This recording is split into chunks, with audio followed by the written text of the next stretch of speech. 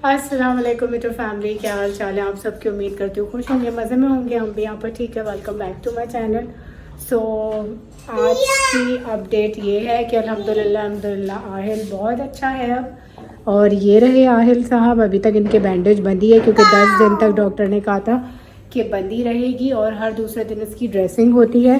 सो अभी 2 ड्रेसिंग इसकी ऑलरेडी हो चुकी है और रात में ना ये खुल जाती है। रात में मुझे जागना पड़ता है अक्सर क्योंकि मुझे बार बार से ना बांधना होता है।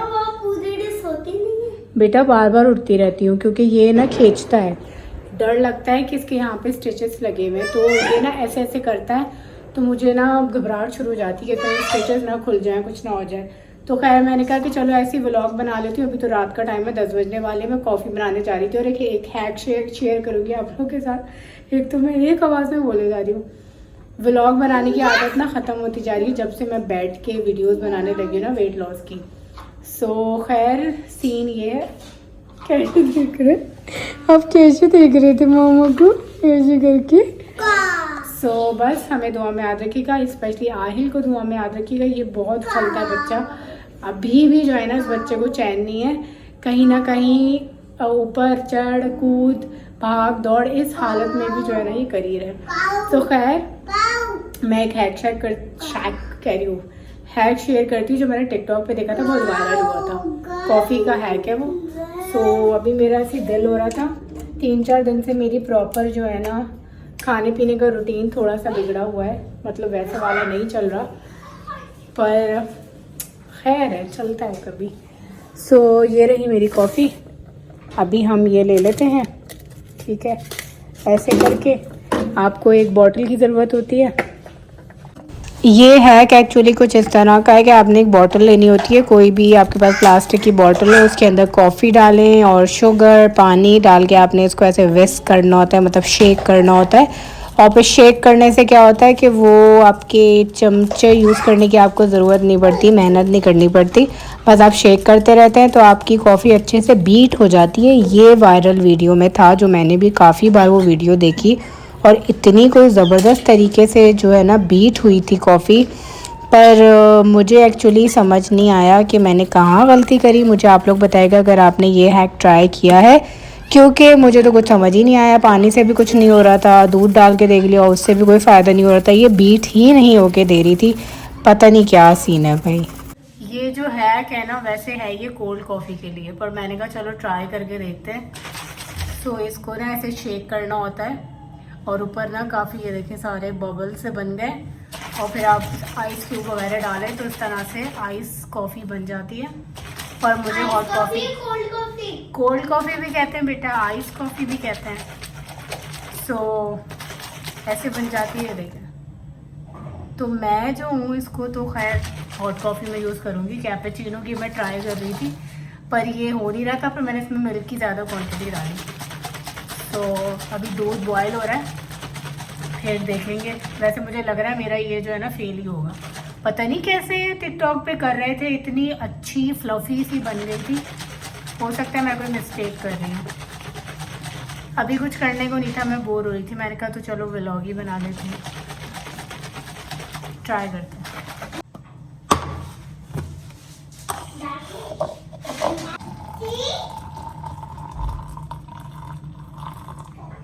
चले भाई, दूध तो इसके अंदर डाल दिया और अब ये ट्राई करके देखते हैं कि क्या रिज़ल्ट आता है।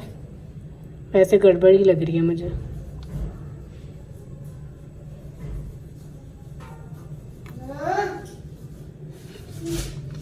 फजूल मैंने कॉफ़ी वेस्ट ही की है मुझे लगता है।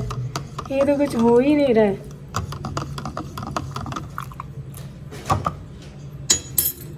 इतनी बुरी कोई शक्ल आई है ना कॉफ़ी की, तौबा है। इतनी बुरी कॉफ़ी मैंने कभी नहीं पी ज़िंदगी में, खुद तो कभी नहीं बनाई ऐसी अजीब सी कॉफ़ी। सो ये जो रिमेनिंग है ना ये ठंडी हो जाएगी तो वापस इसमें डाल के और फिर कुछ करेंगे। सो अभी चला लेते हैं काम ऐसे ही। ये कॉफ़ी लेके चलते हैं रूम में। और मैंने रूम का माहौल भी मैंने ऐसा बनाया हुआ है ना, फुल स्वस्थ माहौल फुल सस्ते वाला मॉल बनाया हुआ है। इसको हम रखते हैं यहाँ, पिलो करती हूँ मैं ठीक। ये बच्चे जो है ना हर थोड़ी देर में चीज़ें ख़राब करते हैं। और ये हमारे नाइल साहब को आदत है चादर लेके सोने की, तो वो अभी सोएंगे तो वो चादर लेके सोएंगे। आ गए ना, फ़ौरन आ गया, फ़ौरन देख के वहाँ गरम रखा हुआ है। और ये रही मैं और मुझे ये जीन्स भी लूज़ हो चुकी है, ठीक ठाक तरीके से लूज़। ये एप्पल रात में नहीं खाता। नहीं, ये मेरी कॉफ़ी और ये रही मैं, ये रही कॉफ़ी, ये रही मैं। और अब थोड़ी भी चीनी डाल लो ना तो अजीब सा लगता है, क्योंकि मेरी चीनी की ना आदत नहीं रही है।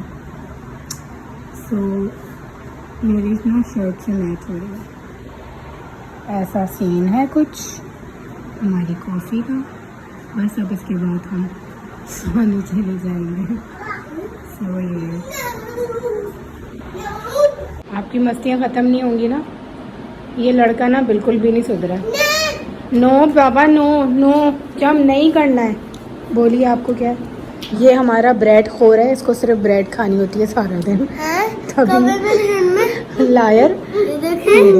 ये देख ना, नो। कुछ ऐसा माहौल होता है, माएँ जो है ना सुकून से 2 मिनट का सांस भी नहीं ले सकती हैं, क्योंकि जो हमारी औलादें होती है ना, ये हमें कॉफ़ी तक सुकून से पीने नहीं देती हैं। ये मग आप लोगों ने पता नहीं मेरा वो व्लॉग देखा नहीं देखा, अम्मी के साथ ग्रॉसरी वाला, ये मैंने तब लिया था और इतना रीज़नेबल प्राइस में मिल गया था। ये मैंने बोला था। हाँ, ये अपने आप की पसंद का पता है मुझे।